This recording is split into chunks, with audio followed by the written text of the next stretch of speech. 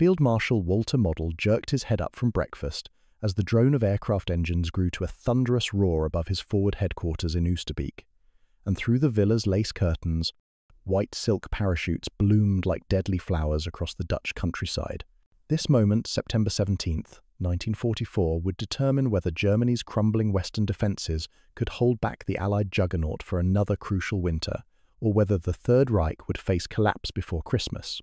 The success or failure of the next 9 days would either buy Hitler precious months to deploy his secret weapons, or hand Montgomery the keys to the industrial Ruhr and a dagger pointed straight at Berlin's heart. The bitter smell of ersatz coffee still lingered in Model's nostrils as his aide burst through the door, face pale beneath his field cap. Herr Feldmarschall, massive airborne landings, thousands of them. Model's weathered hands gripped the window frame as he watched the sky rain British paratroopers. The methodical thump-thump-thump of transport aircraft stretched to the horizon, their olive-drab bellies disgorging men and equipment across the heath near Wolfhes. White canopies drifted down like autumn leaves, each one carrying death closer to his doorstep. "They've come for me!" Model snapped, his voice cutting through the chaos as staff officers scrambled around him. The Field Marshal's reputation for personal reconnaissance had made him a marked man. Allied intelligence knew exactly where Army Group B's command post sat, and this massive drop seemed aimed straight at decapitating German resistance in the Netherlands. Within minutes, Model barked orders to displace eastward toward Doetinchem. But even as his staff hastily packed maps and radio equipment, his tactical mind was already calculating defensive responses. The sound of breaking glass echoed from nearby houses as Dutch civilians pressed their faces to windows, watching history unfold above their tulip gardens. Some waved cautiously at the descending paratroopers. Others retreated to basements as the first distant crack of rifle fire began echoing across the countryside. Children pointed at the spectacle until their mothers yanked them inside, slamming wooden shutters against the approaching storm. But Model's surprise lasted only moments. His years commanding Army Group Center on the Eastern Front had taught him to pivot from shock to action with mechanical precision. As his staff car's engine coughed to life, he was already issuing rapid-fire orders through the radio net. SS-Sturmbannführer Sepp Krafft's training battalion, thankfully positioned just west of Arnhem, received immediate orders to establish blocking positions.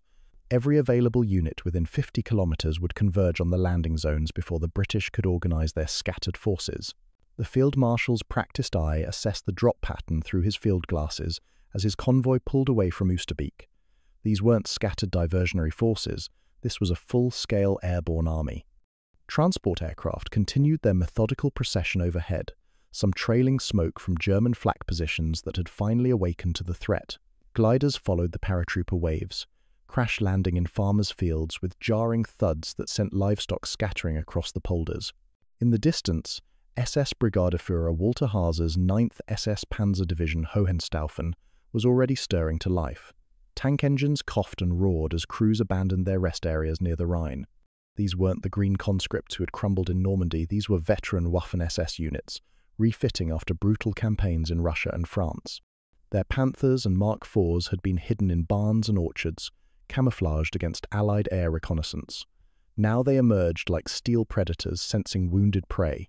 The acrid tang of diesel exhaust began mixing with the smell of Dutch canal water and fresh-cut hay as German armour rolled toward contact. Radio sets crackled with terse situation reports. British paratroopers observed dropping near the bridge. Resistance nest established at the railway cutting. Request immediate artillery support on grid reference. The Wehrmacht's response machine, battered but not broken, began grinding into motion with the efficiency that had once conquered Europe. Model's counterpart, SS Gruppenführer Heinz Harmel, commanding the 10th SS Panzer Frundsberg, was simultaneously deploying his division toward Nijmegen.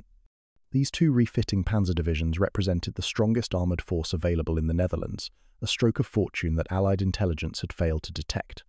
What Montgomery's planners assumed would be a walkover against scattered garrison troops was about to become a collision with battle-hardened SS veterans who still believed in miracle weapons and final victory.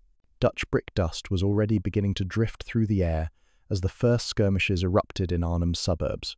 German patrol leaders were shouting orders in the distinctive dialect of the Rhineland, their voices echoing between narrow canal houses as MG-42s were hastily positioned to sweep the main roads. The sweet scent of linden trees along the boulevards would soon mix with cordite and blood as two armies prepared to tear each other apart in Holland's ancient streets. Picture yourself as one of those staff officers, hastily loading classified documents into Model's staff car while parachutes continued drifting down around you. Would you have maintained professional calm, or felt your hands trembling as you realized the Allies had just landed an entire army in your backyard? The British had chosen their moment well, but they had gravely underestimated their opponents. As Model's convoy disappeared into the Dutch countryside, leaving Oosterbeek to its fate, the Field Marshal was already composing the radio message that would summon every available German unit to what would become one of the war's most savage urban battles. SS-Sturmbannführer Sepp Krafft pressed his field glasses against the attic window of a Dutch farmhouse and watched British paratroopers stumbling through the woods below, their red berets bobbing between the pine branches like drops of blood on green felt. What happened in the next 6 hours would determine whether the British airborne forces could consolidate their scattered drops into a coherent offensive, or whether German quick-reaction forces could strangle this aerial invasion in its cradle before it could threaten the Reich's last natural barrier in the west. The smell of hay and horse manure from the barn below mixed with the metallic taste of adrenaline as Krafft barked orders to his SS Panzer Grenadier Training and Replacement Battalion 16. These weren't frontline assault troops. Many were instructors, depot guards, and walking wounded recovering from the Eastern Front. But they were SS, and more importantly, they were already in position. Within 2 hours of the first parachutes touching Dutch soil, Krafft had established ad hoc blocking lines stretching from the dense Wolfheze woods to the railway embankments west of Arnhem. The sound of breaking branches echoed through the forest as his men took cover behind fallen logs and drainage ditches. Krafft's battalion represented exactly the kind of flexible response that had kept German armies fighting long past their theoretical breaking point. A training unit transformed into a combat force within hours, using intimate knowledge of local terrain to maximum advantage. His men knew every footpath, every hedgerow, every drainage ditch from months of exercises in these same woods. British paratroopers were still gathering their scattered equipment when the first MG-42 opened fire from a concealed position behind a stone wall. The distinctive ripping sound of German machine guns sent red berets diving for cover as bullets chewed through the undergrowth above their heads. Many of the British troops had landed miles from their intended drop zones, scattered across the Dutch countryside without heavy weapons or radio contact with their command structure.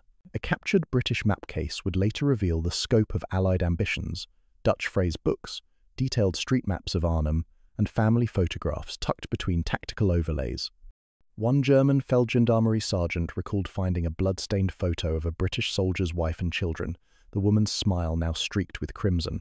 The personal items made the enemy human, but they also revealed how confident the Allies had been of quick victory. The urban maze of Arnhem itself was already awakening to war. German patrols who had been enjoying quiet occupation duty found themselves thrust into house-to-house combat as British advance elements pushed toward the Great Bridge spanning the Lower Rhine. The city's narrow streets and brick canal houses created perfect conditions for the kind of close-quarters fighting that favoured defenders who knew the terrain. SS officers were hastily organising Kampfgruppe Spindler from whatever units could be scraped together.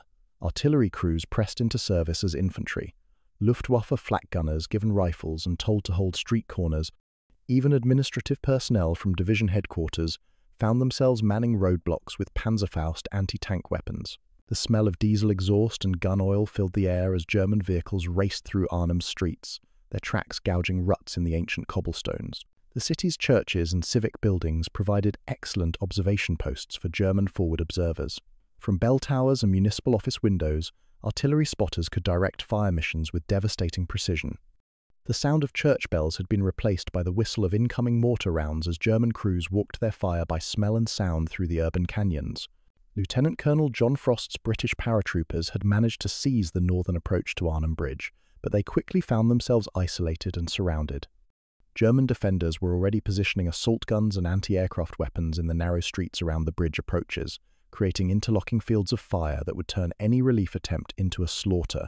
The Rhine's north bank offered natural defensive advantages that German engineers had been improving for months.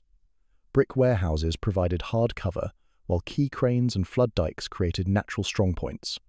German pioneers had spent the morning drilling holes in captured Dutch boats to prevent British night crossings, while Panzerfaust teams took positions behind rubble barricades every 50 to 80 metres along the waterfront.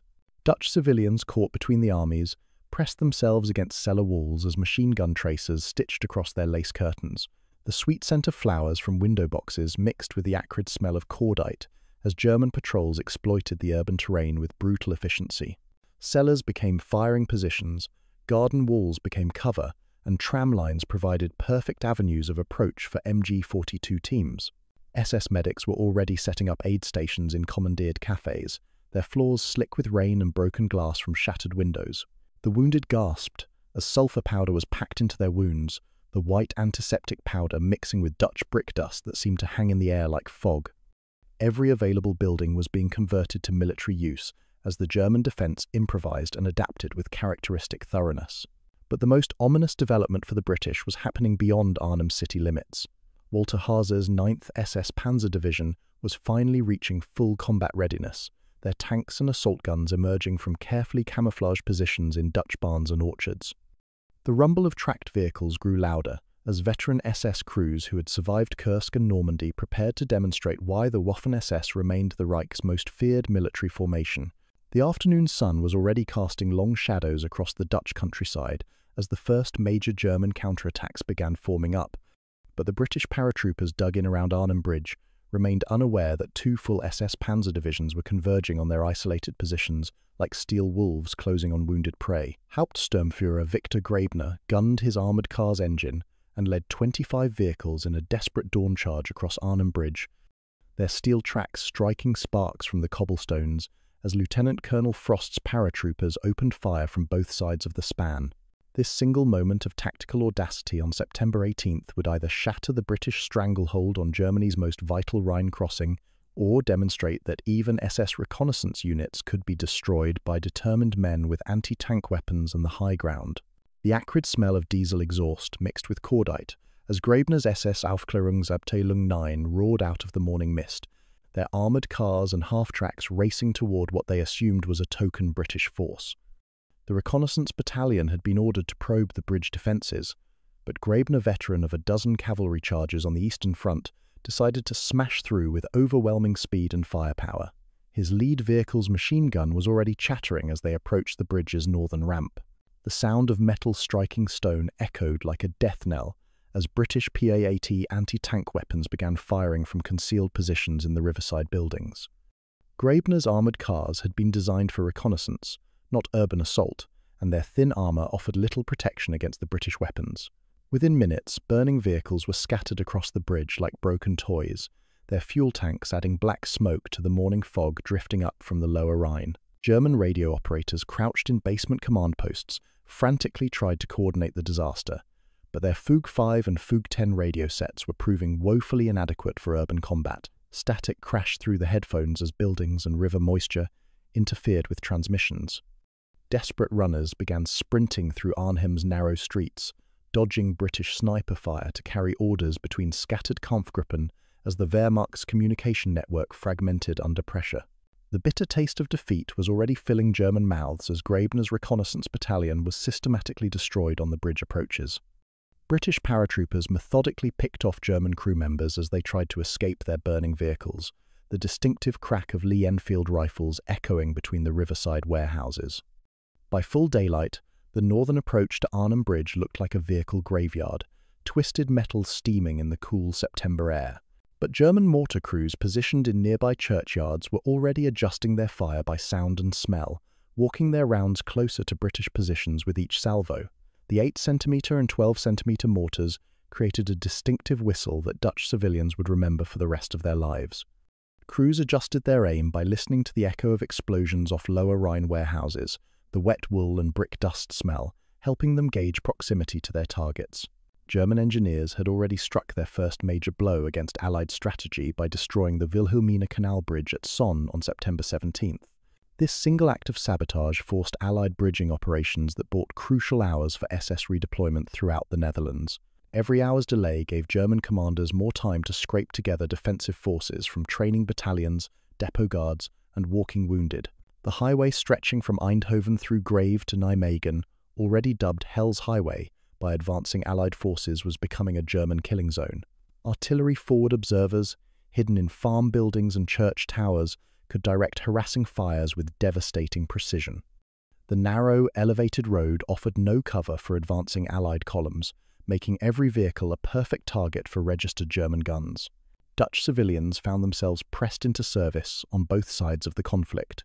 Some guided German patrols through neighbourhoods they had known since childhood, while others hid in basements as MG-42 tracers stitched across their tulip beds and lace curtains.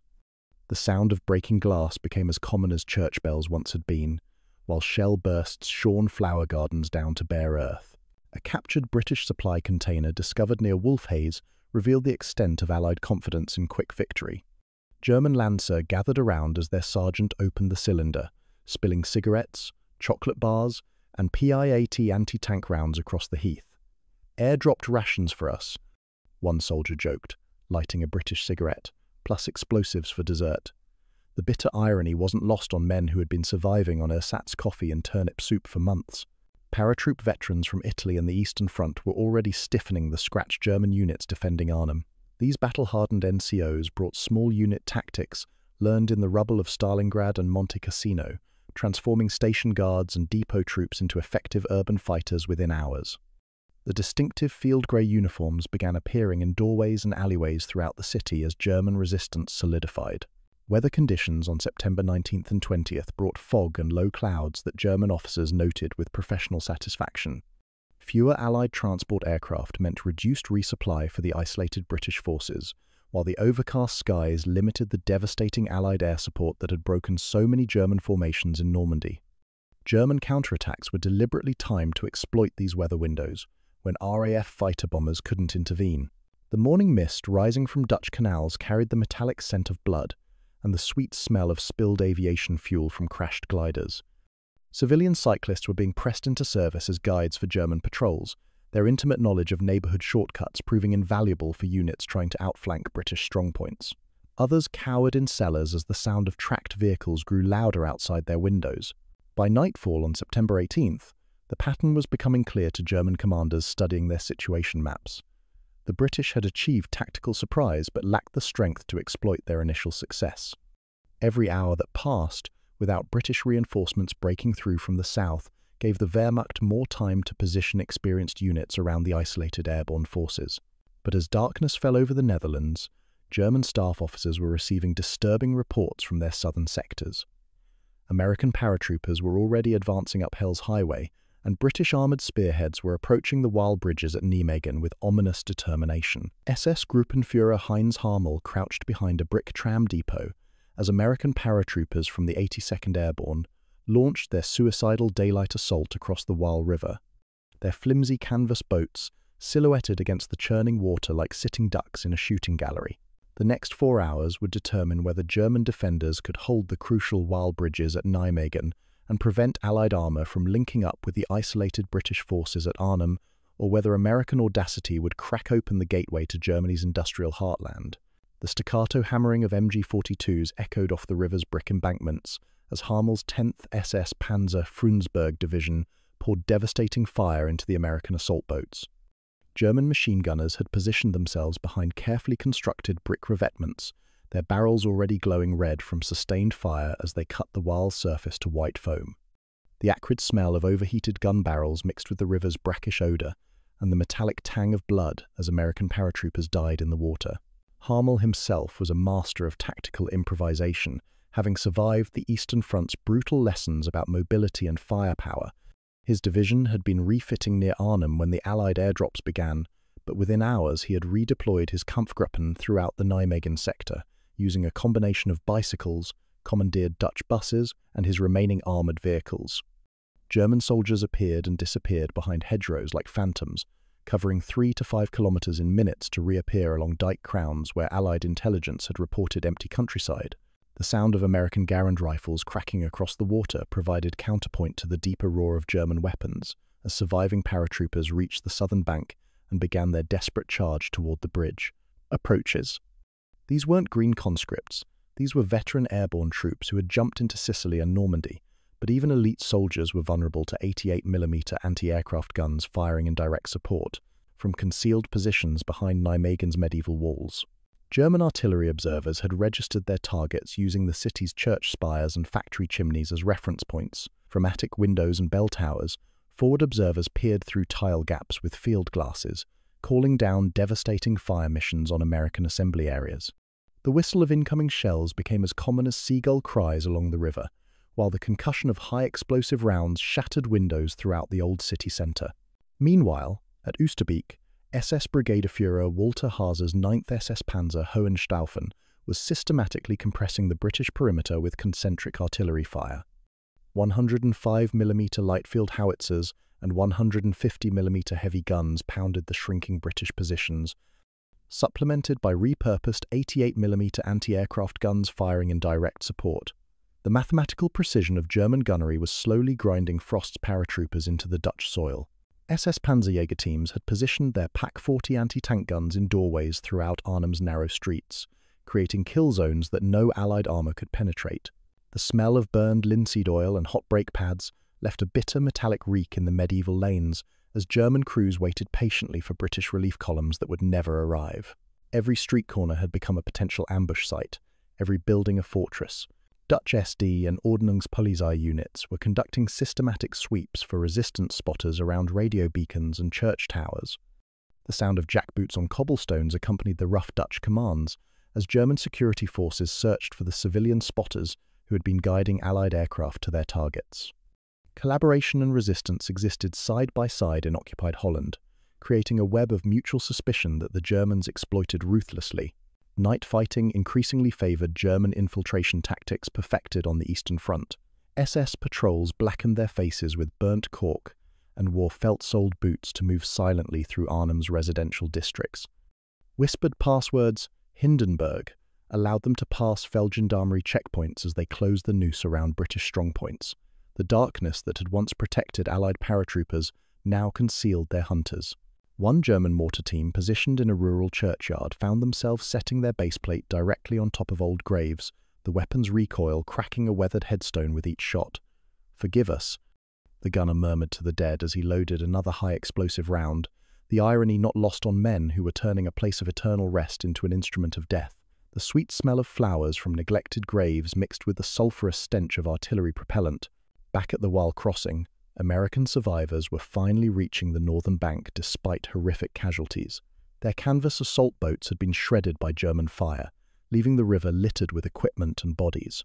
But enough paratroopers had survived to establish a foothold on the northern shore, and German defenders could hear the distinctive sound of American automatic weapons growing louder as the assault gained momentum. German ammunition economy orders were forcing crews to conserve their high-explosive rounds, leading to desperate expedients as units scrounged British PIT bombs and .303 ammunition from captured supply dumps. The irony of using enemy munitions to kill enemy soldiers wasn't lost on veteran NCOs who had seen similar shortages on every front where the Wehrmacht had fought. Auxiliary squads armed with captured weapons became increasingly common as German logistics strained under Allied pressure. Field kitchens positioned behind a brickworks were still managing to boil ersatz coffee from roasted barley and malt, the familiar ritual providing psychological comfort even as the tactical situation deteriorated. Grease smoke from the mobile kitchens mingled with the ammoniac bite of spent propellant as German soldiers grabbed hot meals between firefights. The smell of fake coffee would forever remind survivors of these desperate September days. As darkness fell over the Netherlands on September 20th, German sniper pairs were taking positions in skylights and church lofts throughout both Arnhem and Nijmegen. One veteran marksman noted his breathing technique, 1, 2, Dre, before exhaling slowly to squeeze his trigger, the mechanical precision of his craft unchanged whether the target wore field grey or olive drab. The personal nature of sniper warfare created its own psychological burdens that many German veterans would carry for decades. But the most ominous development for German defenders was the growing sound of Allied armour approaching from the south. British tanks were finally beginning to break through the defences along Hell's Highway, and time was running out for the isolated German garrisons holding the Rhine bridges against impossible odds. Obersturmführer Hans Knaust kicked through the splintered remains of a Dutch living room door and watched his flamethrower team incinerate the British machine gun position that had been holding up his advance for 2 bloody hours, the screams of burning men mixing with the hiss of pressurized fuel. The success or failure of these next 72 hours would determine whether German forces could systematically reduce the Allied airborne lodgements before British armour broke through from the south, or whether the Wehrmacht's last coherent reserve in the west would be consumed in futile urban combat, while the Reich's final defences crumbled. The acrid smell of napalm and charred flesh filled the narrow Arnhem Street as Kampfgruppe Knaust, an improvised battle group mixing tanks, assault guns, and infantry pressed deeper into the city centre. Room by room, house by house, German pioneers were reducing British strongpoints with demolition charges and flamethrowers, their methodical advance leaving behind a trail of rubble and corpses. The distinctive pop of German stick grenades echoed between the canal houses as assault teams cleared cellars and upper floors with brutal efficiency. Field Marshal Model had finally grasped the full scope of Allied intentions and was coordinating a massive pincer movement to seal the airborne salient.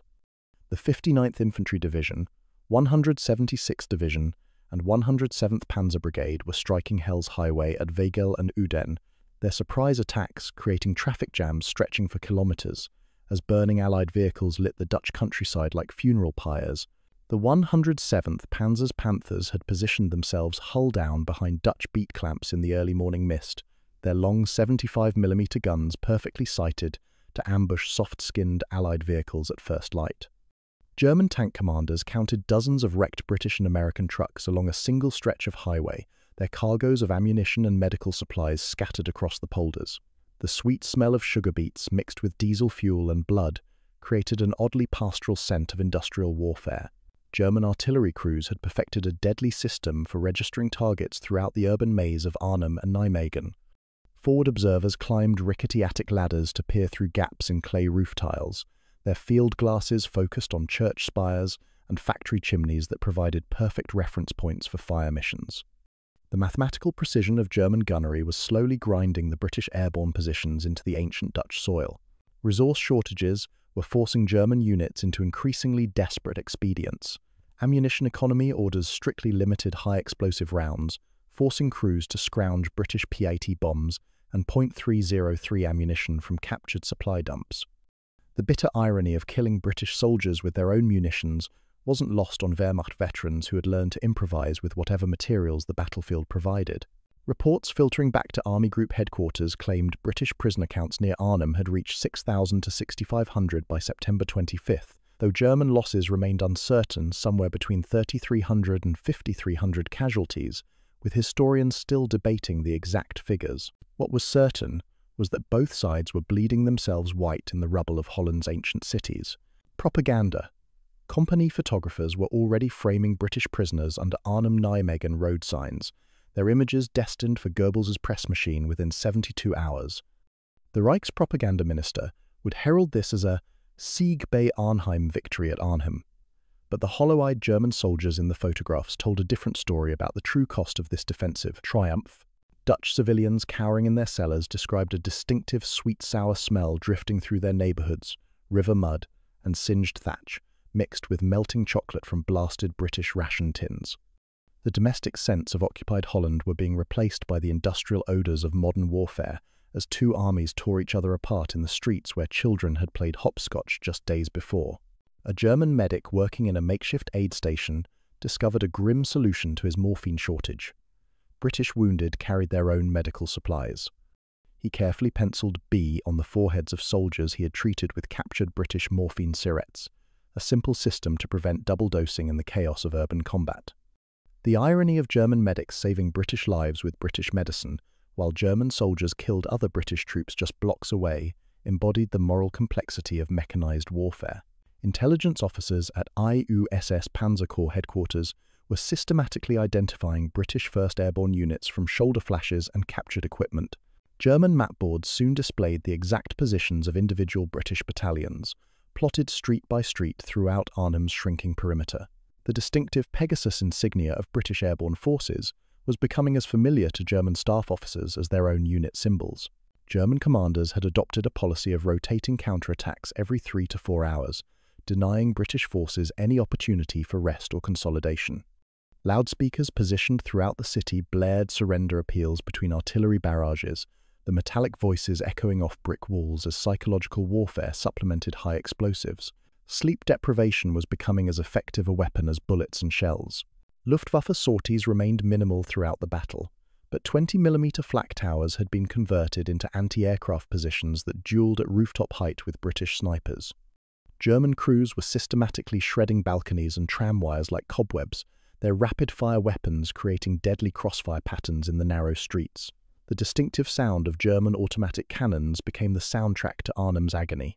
German field kitchens continued operating behind a brickworks, their crews boiling ersatz coffee from roasted barley and malt in large metal containers. Grease smoke from mobile cooking units mingled with the ammoniac bite of spent propellant as soldiers grabbed quick meals between firefights. The familiar ritual of hot food distribution provided psychological comfort, even as the tactical situation remained desperately uncertain. Captured British radio sets were proving invaluable for German intelligence gathering. One operator monitoring Allied frequencies heard the desperate transmission, "Where are the tanks?" a question that revealed British desperation as clearly as any interrogation. German staff officers marked grid squares with stubs of blue chalk, plotting Allied positions from their own radio intercepts with methodical precision. But as September 21st dawned over the Netherlands, German defenders faced a new crisis. British XXX Corps armour was finally breaking through the defensive lines along Hell's Highway, and the sound of approaching tank engines was growing louder with each passing hour. Fallschirmjäger Obergefreiter Klaus Weber pressed his eye to the rifle scope and watched British XXX Corps armour crawling along Hell's Highway like steel beetles trapped in amber, their 15-kilometre traffic jam stretching back toward Eindhoven, while German artillery walked death among the stalled vehicles. These crucial delays at Nijmegen were buying German defenders precious time to transform every railway embankment, every village crossroads, and every brick farmhouse between the Waal and the Rhine into killing fields that would bleed the British Empire white before winter came to Holland. The acrid smell of creosote and rusted steel rose from the railway cutting near best as Weber's Fallschirmjäger battalion took positions among the track ballast and signal boxes. These weren't the green conscripts who had broken in Normandy. These were veteran paratroopers from Kampfgruppe von der Haiti and other ad hoc units, their jump smocks faded from campaigns in Crete and Italy. They brought with them the hard-learned lessons of Monte Cassino: how to turn rubble into fortresses, how to kill tanks in close terrain, how to make every metre cost the enemy blood. Railway embankments throughout the Netherlands were becoming fixed German strongpoints, bristling with MG42s, pack anti-tank guns, and carefully camouflaged foxholes. The elevated tracks provided perfect fields of fire across the flat Dutch polders, while the thick stone foundations offered protection against all but direct artillery hits. German engineers had spent months preparing these positions, knowing that any Allied breakthrough would have to cross the Reich's extensive rail network. The railway cutting at Covering had become a particular death trap for British armour. German Panzerjäger teams waited patiently in concealed positions, their Pak 40 anti-tank guns sighted to create overlapping kill zones where no Allied tank could survive. The metallic screech of steel on steel echoed across the countryside as German crews adjusted their weapons' elevation, while the sweet smell of machine oil mixed with the earthy odour of disturbed ballast. A British XXX Corps staff officer would later write in his diary, "Every hour we spend here is a day lost at Arnhem," words that German interceptors decoded with grim satisfaction. The delay at Nijmegen was bleeding away whatever slim chance remained of linking up with Frost's isolated paratroopers. German staff officers knew that time was their most precious weapon, more valuable than tanks or artillery. German aid stations were overflowing with casualties from both sides, creating scenes of organised chaos in commandeered Dutch buildings. Morphine shortfalls meant that German medics were using ether drips and having wounded soldiers bite leather straps during shrapnel extractions. The metallic taste of ether mixed with the coppery smell of blood as overwhelmed medical personnel worked by lamplight in buildings whose windows had been blown out by artillery. Dutch civilians were adapting to the new reality of total war with characteristic pragmatism. Women baked ersatz bread from sugar beet flour, trading loaves with German soldiers for cigarettes and chocolate. The sweet, slightly metallic taste of beet bread would become forever associated with the hunger that gripped the Netherlands as the battle raged through their communities. German soldiers were improvising their own trading economy as supply lines strained under Allied pressure. Cigarettes became currency for onions and potatoes, while bicycle parts were exchanged for mess tins and ammunition pouches. The sound of haggling in broken Dutch and German echoed through village squares where markets had operated for centuries, now transformed into military bazaars. House-to-house fighting had shattered more than windows and walls. Religious statues lay broken in streets where processions had once passed, their ceramic faces smashed by shell fragments. Some German soldiers quietly pocketed rosary beads as talismans before night patrols, the wooden crosses offering psychological comfort in a war where death arrived randomly and without warning. The sacred and profane mixed in ways that would have seemed impossible in peacetime. Rain began pooling gasoline rainbow slicks along the cobblestones of Arnhem's old quarter, creating an oily film that reflected the muzzle flashes of German weapons. The distinctive squeal of half-track tracks echoed between canal warehouses as German reinforcements moved through the city under cover of darkness.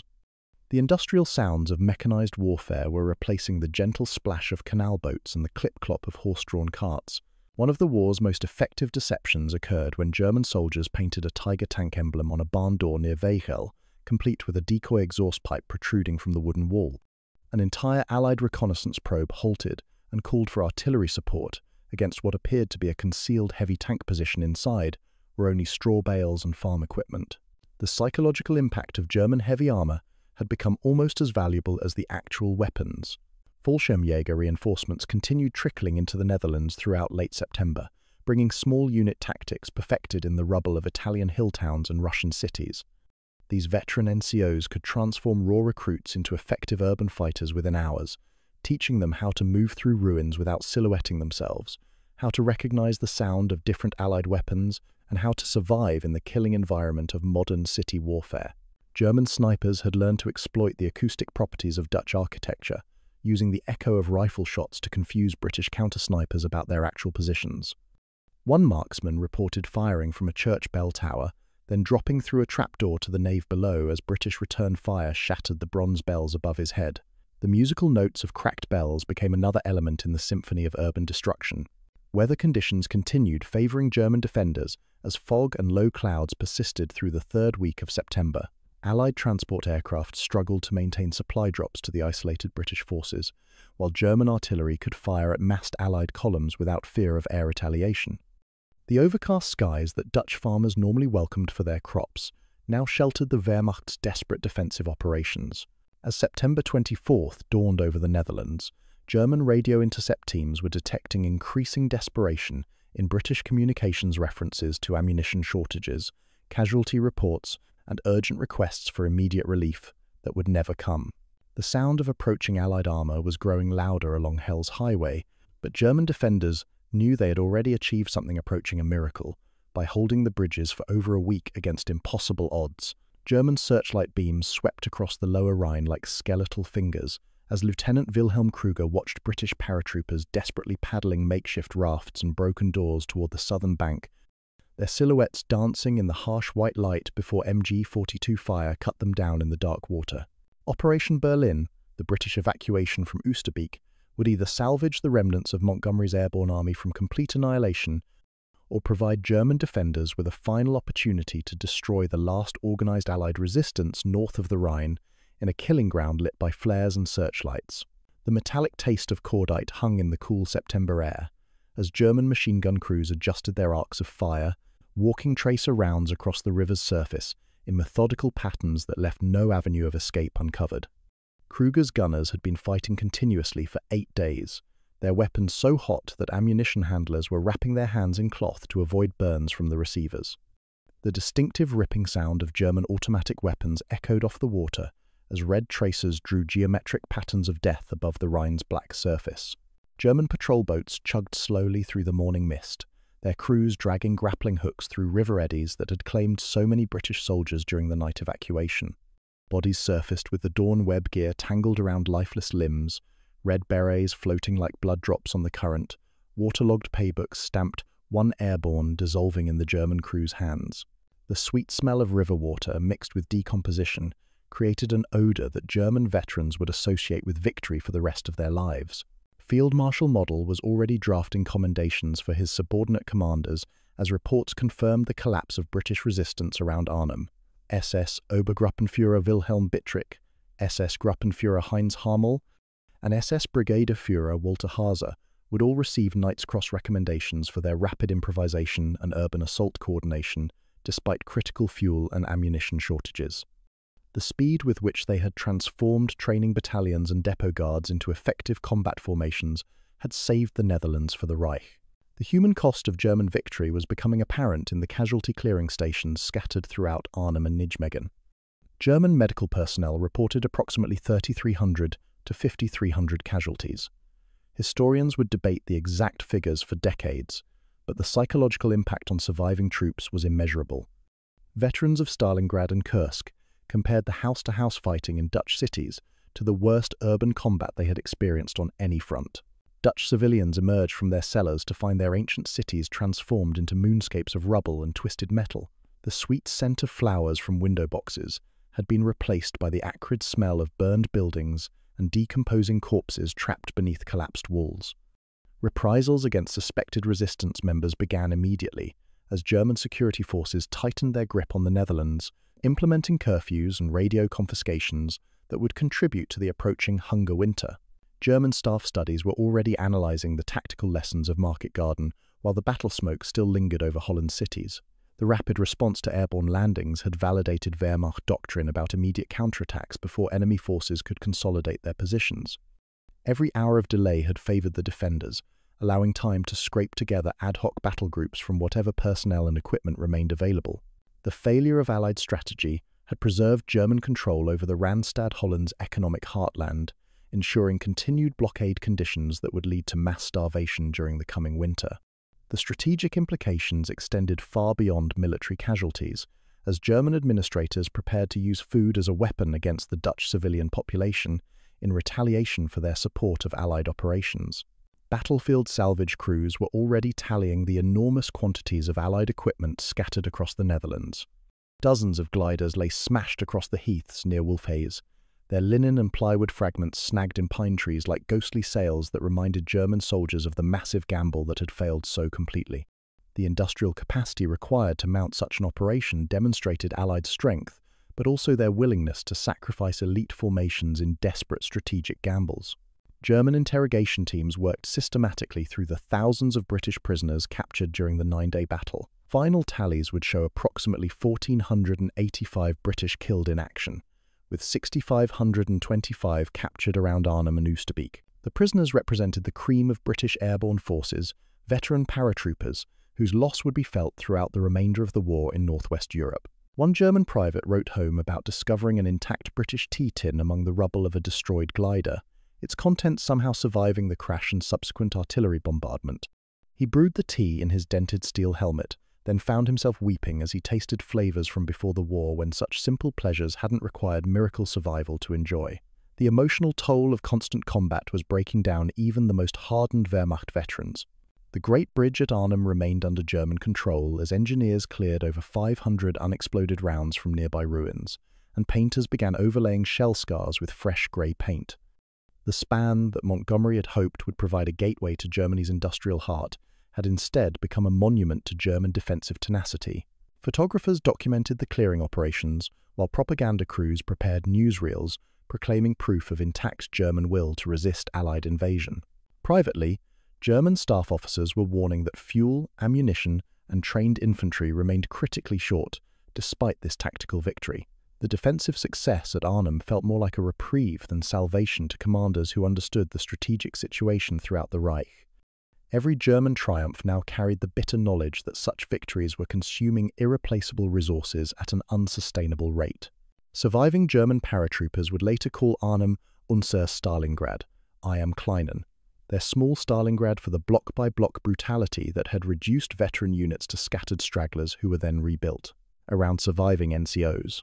The comparison to the Eastern Front's most famous battle captured both the tactical intensity and the strategic hollowness of German defensive victories in the war's final phase. Village cemeteries throughout the Netherlands were filling with new wooden crosses, bearing mixed names Müller beside Frost's men, Heinrich beside Henderson, silent markers of a victory that had preserved German positions while consuming the Reich's last strategic reserves in Western Europe. But as October dawned over the liberated and still occupied Netherlands, German commanders knew they had gained perhaps their final reprieve before the inevitable Allied breakthrough that would carry the war into Germany itself. Obergefreiter Heinrich Müller stood among the wooden crosses in Oosterbeek Cemetery, reading German and British names carved into the same weathered wood, the morning frost making each letter stand out like accusations written in ice. This moment, September 26, 1944, marked the end of Germany's last great defensive victory in Western Europe, but also the beginning of a winter that would test whether the Third Reich could survive long enough to deploy the miracle weapons that Hitler still promised from his underground bunkers. The metallic smell of fresh paint mixed with cordite residue as German engineers worked to restore the Arnhem Bridge to operational status. Shell scars were being methodically covered with regulation grey, but beneath the cosmetic repairs lay deeper structural damage that no amount of paint could conceal. The bridge stood as a perfect metaphor for the Reich itself, functional on the surface, but fundamentally weakened by the battering it had endured. Propaganda newsreels were already framing the victory as proof of German military superiority, but the hollow-eyed veterans appearing in those films told a different story about the true cost of holding Holland's ancient cities. Private conversations between Wehrmacht officers revealed deep pessimism about fuel shortages, ammunition reserves, and the irreplaceable loss of experienced NCOs who had held these improvised battle groups together through 9 days of urban hell. German casualties remained difficult to calculate, precisely somewhere between 3,300 and 5,300 killed, wounded, and missing, but the psychological toll extended far beyond the official statistics.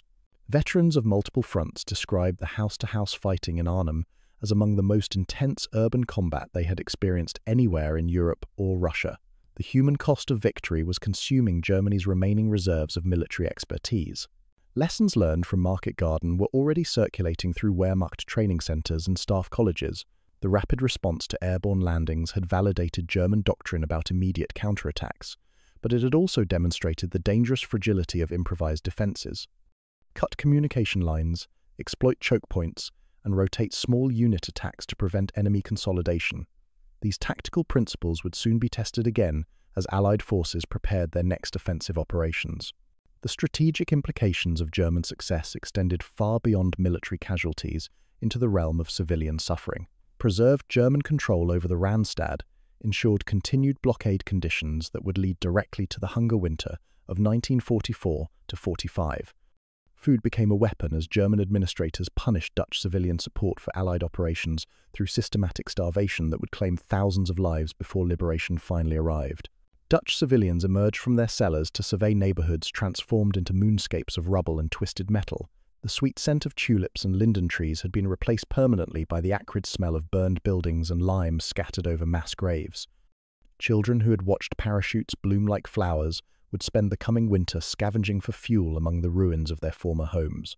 Battlefield archaeology was already beginning, as salvage crews tallied the enormous quantities of destroyed equipment scattered across the Netherlands. Glider fragments continued to fall from pine trees for weeks after the battle. Their linen and plywood remains fluttering like prayer flags in the autumn wind.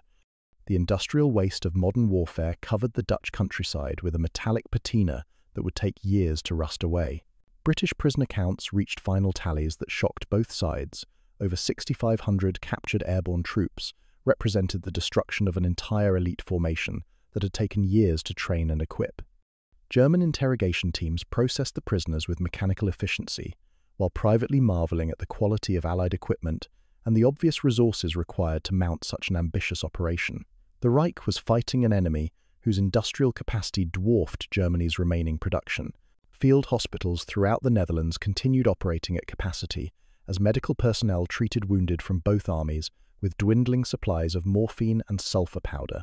German medics had learned to reuse British medical supplies captured during the battle, creating a bizarre economy of shared suffering, where enemy syringes saved German lives and captured British bandages wrapped Wehrmacht wounds. The universal language of pain transcended national boundaries in the aid stations.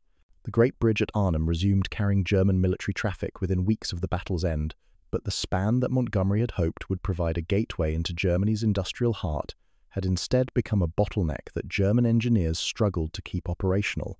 Every Allied air raid targeted the bridge approaches, forcing continuous repair work that consumed resources desperately needed elsewhere throughout the Reich's crumbling infrastructure.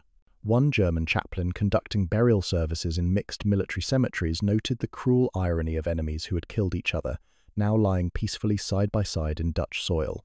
Wooden crosses bore German and British names in alternating rows. Müller beside Montgomery's paratroopers, Heinrich beside Henderson's silent testimony to the universal cost of mechanized warfare that consumed young men regardless of nationality or ideology. Private letters home revealed the psychological burden carried by German survivors who understood that their tactical victory had merely delayed inevitable strategic defeat. One Wehrmacht sergeant wrote about the intact British tea he had brewed in his helmet, describing how the familiar peacetime flavours had made him weep for a world that no longer existed. The emotional toll of constant combat was breaking down even the most experienced soldiers. German staff officers studying captured Allied documents marvelled at the scope of Montgomery's ambitions, while privately wondering how much longer the Reich could survive such massive enemy operations. Every defensive success now came with the bitter knowledge that Germany was fighting a war of attrition against opponents whose reserves seemed limitless. The mathematics of industrial warfare favoured the Allies so overwhelmingly that tactical victories felt increasingly meaningless. As October brought the first hard frosts to the Netherlands, German commanders knew they had purchased, perhaps, their final reprieve before the inevitable Allied breakthrough that would carry the war into the Reich's heartland. The bridge at Arnhem remained in German hands, but beyond the Rhine lay a Germany that grew weaker with each passing week, while its enemies grew stronger. The hollow victory in Holland had preserved German positions while consuming irreplaceable resources, veteran NCOs, precious ammunition, fuel that could not be replaced, and most critically, time that brought the Reich closer to final collapse. In the morning mist rising from Dutch canals, German sentries could smell the approaching winter that would test whether the Third Reich could survive long enough to see another spring.